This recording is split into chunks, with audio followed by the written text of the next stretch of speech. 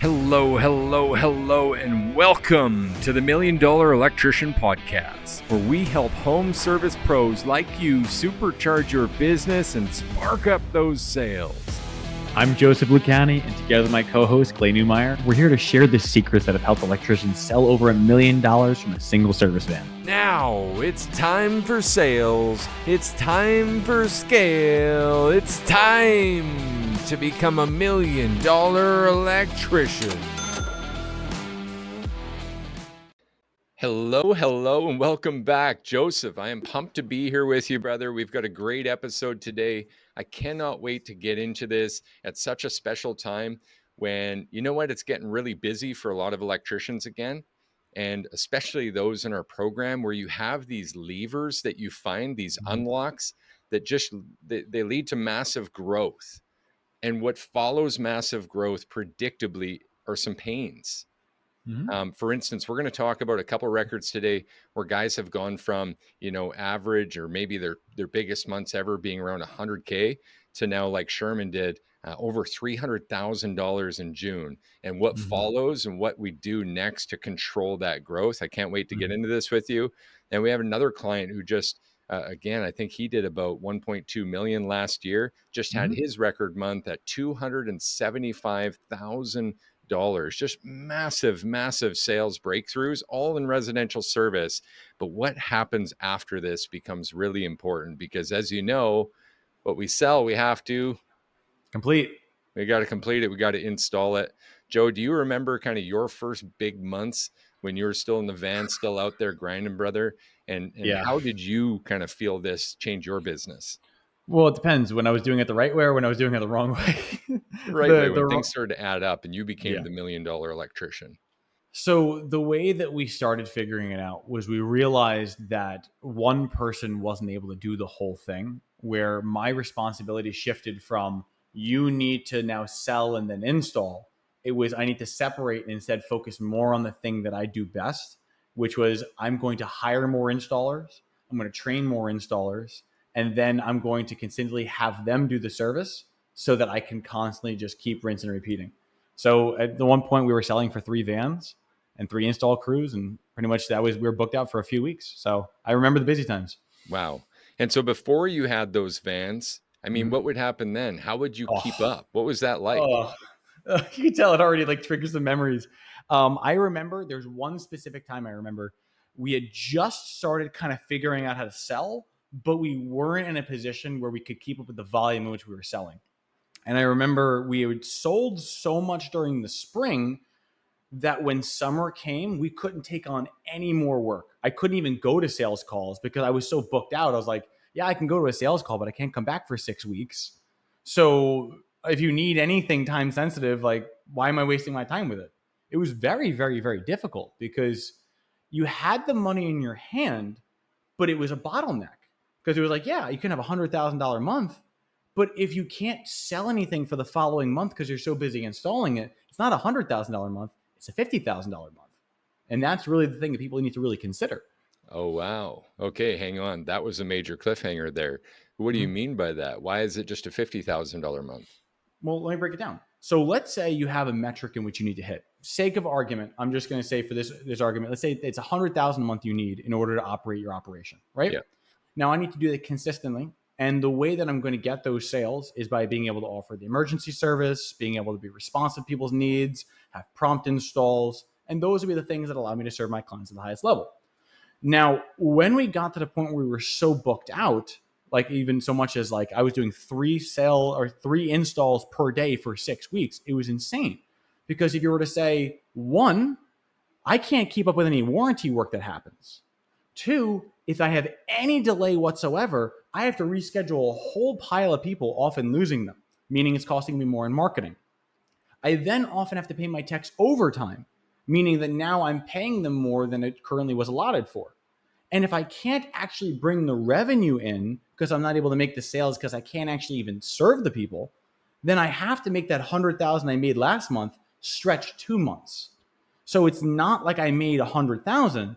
It's like you didn't. You just had two $50,000 months, and that's really bad. Wow. So you could almost look at it like this too. You collected 50,000 in deposits on that work that you weren't able to complete in that cash crunch time. And that's Hmm. something that we talk a lot about when it comes to dispatching for profit, as we call it, or making a Hmm. profitable office, where we're trying to actually prioritize the work that needs to get done so you can bring those big checks in house. Hmm. But when you're short on staff, you're short on staff. And so, There's what, solutions though. please continue, man. Yeah. Jump in. So the solution that we found was that eventually, like my partner and I were saying, like, well, how do I clone Joe? Like, what do we do to get more Joes? And we realized you can't. Like at the time, we couldn't, you know. So we instead said we need to do rate increases. We need to do membership locks. And what I mean by membership locks was one, my price went up in general. If you wanted me to do anything, like I'm booked 6 weeks, you want our level of service, I'm happy to serve you, but this is the rate in which we're going to do so. The second was we considered our first class pass almost like a valve and saying, like, if we're so booked that we can't even possibly take someone on, we'll say, okay, great. Well, currently the valve is shut and I'm only going to service our in house club members. So either you become a club member and you can get on the calendar, or you're on our standby list. And when eventually we free up in 3 months, then we'll call you back and see if you still want the thing done. And the majority of the time, people were like, either, well, I need it done, so I'll pay the rate, or I don't need it done and I was going to waste your time anyway, or you know what, the membership sounds great. So we were able to get the sale now with a person who's already committed and then also have future opportunities already locked in. Love it. So throttling by supply and demand, really, to Mm-hmm. say, you know what, if we can't service this amount, then we're going to have to qualify at a deeper level in Mm-hmm. a way that we can prioritize those who are most serious about working with us. Correct.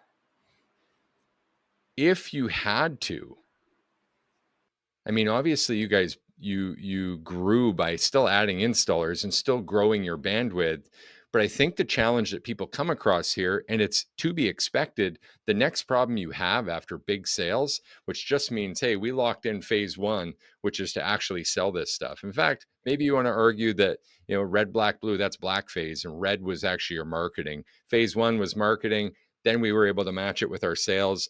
Now the third phase, phase C, the blue, is to actually install this stuff and collect on it.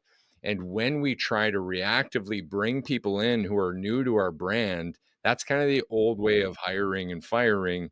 And what we've seen time and time again is that person's just not quite in your culture yet. In fact, I would argue that usually at that time is when we start to take shortcuts on process, isn't it? Yeah. And the scariest thing is that it's actually the most volatile and dangerous part of your business. Because let's say, sake of argument, at the time, you are the owner of the company and you've done everything in your power to create this reputation. You focus on your customer service, you've personally treated all your customers the right way, your language is good, your appearance is good, you're awesome.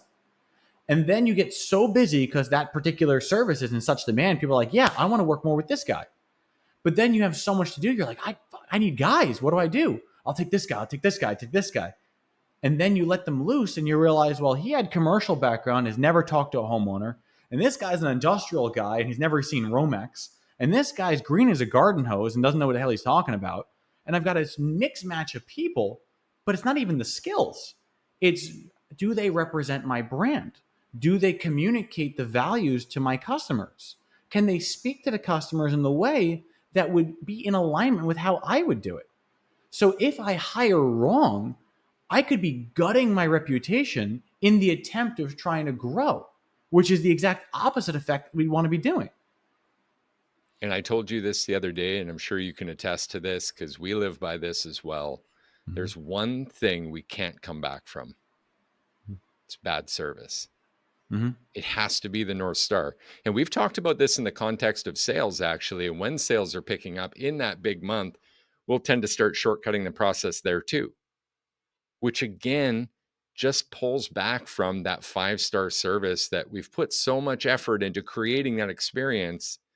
And when we fall short of that, we start to lose on the front end. Now we're talking about losing on the installs as well. So imagine a company that did do just explosive growth, double or triple the revenue in a single month, and they started to cheat just a little bit on the sales end. And then Mm-hmm. they started to have fulfillment issues and cheat just a little bit on that with the experienced guys. And then they bring new guys in to fill those voids.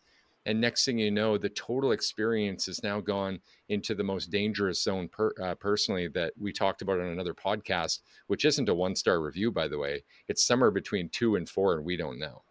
Mm-hmm. That's the worst possible case. So the question starts to become, well, how do we fix this? What do we work on here? And I want to get to that, but I think it's time we got to pause this here for just a second and talk about following up even one of our last podcasts with Duromax. As you guys know now, the podcast is powered by Duromax portable generators. We had Jesse Hurd on the show. We're literally doing some great things with Duramax, including a generator webinar. And if you guys haven't got that already, we really want you to go ahead and comment Gen Spec wherever you're hearing this first, whether you're in the Facebook group with us, send us a DM, you're on YouTube, drop that comment below, wherever you're listening to this, wherever you can reach us. If you're on your podcast channel and you need somewhere to go to send that message, please go to serviceloopelectrical.com and just use the contact form, or if you're already friends with us on any of the social channels. Because here's the thing, that one's coming up in just a couple of weeks. Joe and I booked the thing. There's also a free draw for a generator, but you've got to attend to be into that draw. We're going to do the actual draw right during that webinar.